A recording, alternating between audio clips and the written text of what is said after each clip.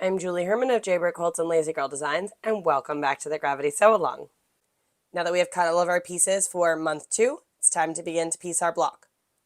If you have not yet seen the video for cutting for month 2, suggest you start there. The link is in the caption down below. Once you have everything cut, it's time to begin piecing. Our directions for this block are on page 14, and I have my pieces labeled. And the first thing that we need to do is we need to sew our right and left half triangles together. When we sew these together and press the seam open, it will be the same size as the complete triangles that we cut, and then we can go ahead and put the rest of our block together. So I'm just going to take 2 of these, and when placed right sides together, they're mirror images, so they perfectly fit on each other. And I'm going to sew them.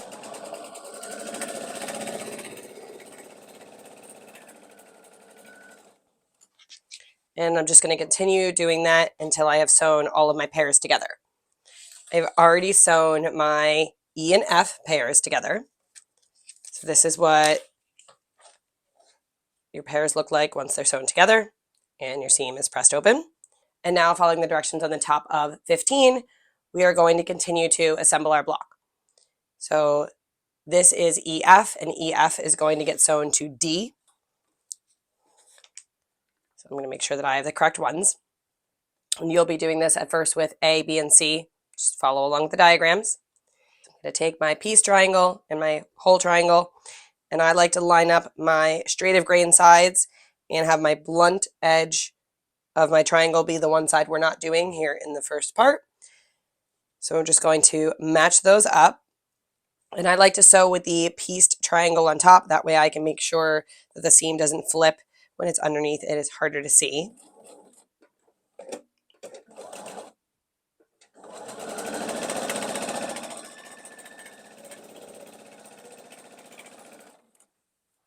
Okay, so let's sew into our scrap, and I can show you what this looks like. So here's what we have now. It is essentially a pieced diamond. And I'm going to go ahead and finger press this open. And our next seam will intersect this. So you can choose to turn your iron on, or you can just finger press. Another tool that I find that is handy is the seam roller by Violet Craft. You can kind of just use it like this, and it presses those open until I have a chance to head on over to the iron. So I'm now going to continue adding pieced triangles around my complete triangle. So the next one is going to go here. And I'm going to use my dog ears that were created by the last seam that I sewed as my alignment point. So this is going to go here. And then this one is going to hang off. And if you look at it from the back side, you're going to want to line up that just like that. And you can go ahead and pin if you would like, if you find that helpful. I will pin when I am sewing the 2 halves of the block together. I'll show you that real soon. So I'm just going to sew this one on.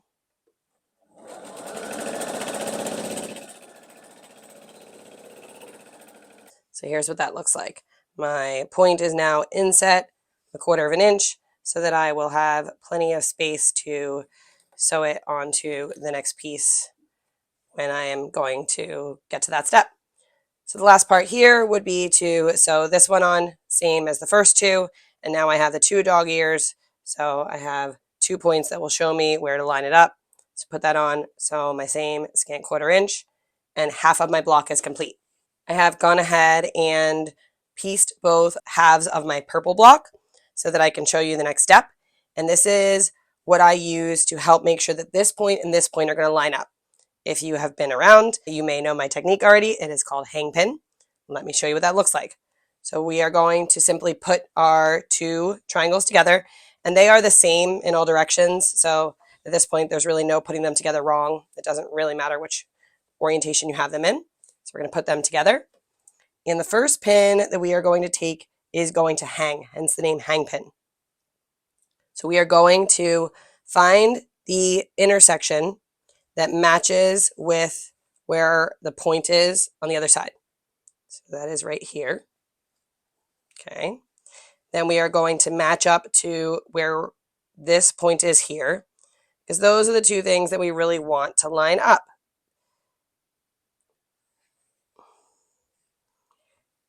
And we are going to hug these pieces together, and we are going to let the pin hang there, hence the name hang pin.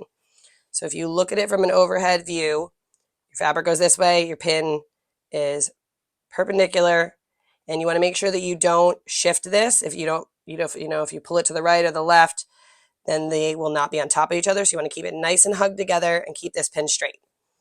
And then you're going to take 2 additional pins and place one on either side of the hang pin, because we can't actually take it to the machine with the hang pin. It would hit the bed. So now that we have those, we can take the hang pin out. And just as I showed you last month, we're just going to sew a little bit here just to make sure things are lined up. This is definitely one of those things that people either love or hate. I really find that it saves me time, because if I have a mistake, I'd much rather take out a handful of stitches and not a long whole thing of stitches. Okay, so trim our threads, pull these pins out and see how it looks. That is really good. It's not perfect, but it is darn near close. It's good enough for me. I'm very happy with that. So now you can add pins here and here if you'd like. You can go ahead and line up these on top of each other. And then you don't need a pin in the middle because we have already done our hang pin, and then we did thread pinning by sewing those few stitches. We're just going to sew our next line of stitching right on top of it. No one would see. And then one quick note, I generally like to piece with medium gray thread. I'm using white here so you can see a little bit better, so it definitely contrasts really high off of the purple. I highly suggest piecing with thread that either matches the fabric or a medium color that is going to blend into your project. So we've got our little scrap there. I'm going to pull this pin out, double check.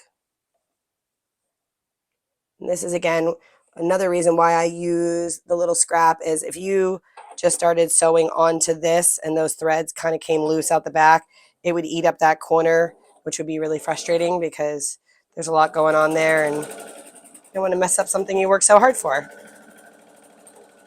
So as I get to the middle, I'm just aiming for right where I already sewed.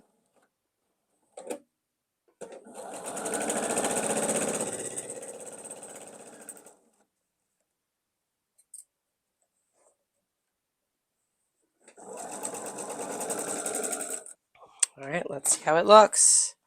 All right, that looks good there. It still looks good there. And that looks good there. So I will go ahead and press this. Again, press, not iron. We want to go up and down. We don't want to stretch all this bias. And I will press it open. There's a lot of different fabrics coming together. It'll help things to lay nice and flat. Thanks for watching. If this video was helpful for you, be sure to like it, leave a comment below, and subscribe to the channel. Show us your progress on your gravity blocks in our Facebook group. We'd love to see how you're coming along with your quilt. The link to the Facebook group is below.